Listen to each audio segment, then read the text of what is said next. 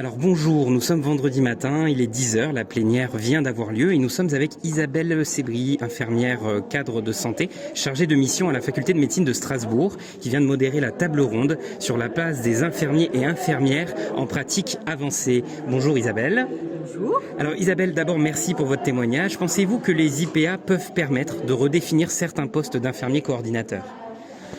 Alors pour moi, très concrètement, l'IPA est réellement à ce poste de coordination. Le point fondamental, c'est que justement le diplôme en tant que tel va permettre peut-être de leur donner cette reconnaissance salariale qui n'est peut-être pas à l'ordre du jour pour tous les infirmiers coordinateurs qui sont sur ces postes un petit peu transversaux. Donc le fait d'avoir à la fois cette reconnaissance par les pairs, du diplôme et puis de la rémunération va être finalement quelque chose d'assez flagrant dans cette coordination. Tout récemment, justement, j'étais avec un étudiant en pratique avancée et puis il me faisait remarquer que les IPA sont justement à un poste un petit peu particulier que j'appellerais moi aujourd'hui un poste de marginal séquent. C'est-à-dire que les IPA ont finalement cette connaissance du parcours du patient, cette connaissance des compétences de tous les professionnels qui gravitent autour du patient. Mais avec cette connaissance-là, elles en assument ou elles s'accaparent aussi finalement toutes les difficultés qui vont avec cette reconnaissance-là. Et c'est en cela que pour moi, elles sont aussi des marginales séquents. Bonjour, nous sommes avec Stéphane Guillon, sociologue de l'éducation à l'Université de Strasbourg, qui est intervenu sur les dangers des écrans pour nos enfants via l'ouvrage de Michel Desmurger, La fabrique du crétin digital. Bonjour Stéphane. Bonjour. Alors comme vous nous l'avez dit dans votre intervention, vous avez dormi 10 heures, donc vous êtes en pleine forme pour notre question.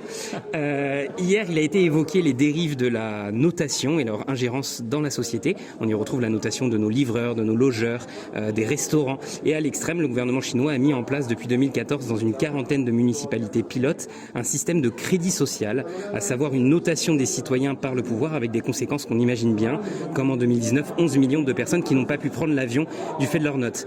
Alors Stéphane, que pensez-vous de la participation de l'ancrage culturel de la note qui débute justement à l'école et avec les enseignants dans le tout noté ? J'aime beaucoup ce type de questions. Alors je vais d'abord répondre à la forme de la question et surtout à cette référence à un espace culturel qui est un espace qui est vraiment très éloigné du nôtre et qui est plutôt dans le contrôle de l'ensemble des comportements. C'est une société du contrôle qui fait peur et qui, j'espère, n'arrivera pas jusqu'à chez nous. Donc, à mon sens, la note va d'abord servir à aider les enseignants, les pédagogues et surtout la fonction d'évaluation. D'abord pour mieux connaître l'hétérogénéité ou l'homogénéité du groupe qu'on a face à nous, le groupe des apprenants. Donc, à mon sens, on peut même sortir de l'idée de notes, ou simplement d'indicateurs de performance, qui nous sont utiles, nous, d'abord en tant que chercheurs, pour évaluer si certains dispositifs fonctionnent ou pas. Alors, fonctionnent dans quel sens ? Dans le sens de la réduction des inégalités au niveau des performances. Sans cet ensemble d'indicateurs, on est dans une incapacité d'observer quoi que ce soit. Voilà, c'est en tant qu'on est chercheur, on va chercher d'abord à produire des indicateurs qui vont nous permettre de mieux comprendre le fonctionnement de ce qu'on a analysé. Et une autre piste pour éviter l'effet subjectif de la notation ou l'effet de domination, c'est de faire en sorte que l'évaluation soit réalisée par quelqu'un d'autre que l'enseignant. De bien distinguer ces deux fonctions.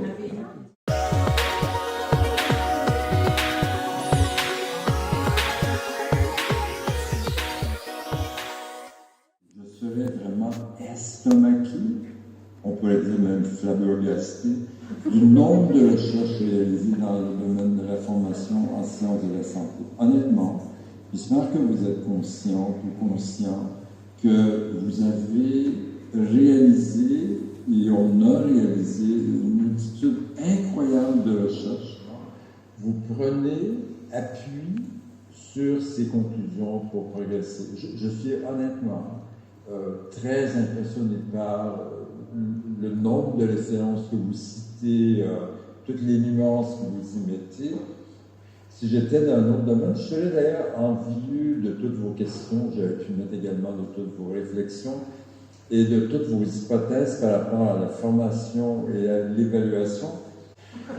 Mais si j'étais un citoyen qui ne connaît pas vraiment ce qui se passe dans votre domaine, et que j'avais participé à votre congrès, j'aurais noté votre grande préoccupation pour être bienveillant.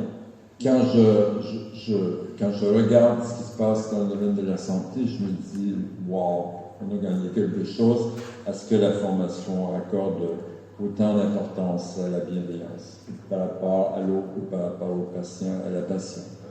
Franchement, je me permettrai encore une fois de citer en exemple ce que vous faites.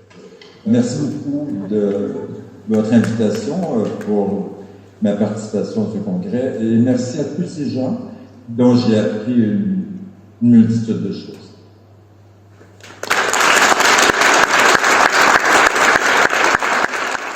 Et voilà, c'était les mots du professeur émérite Jacques Tardif qui marque la fin du congrès de la CIFEM 2021.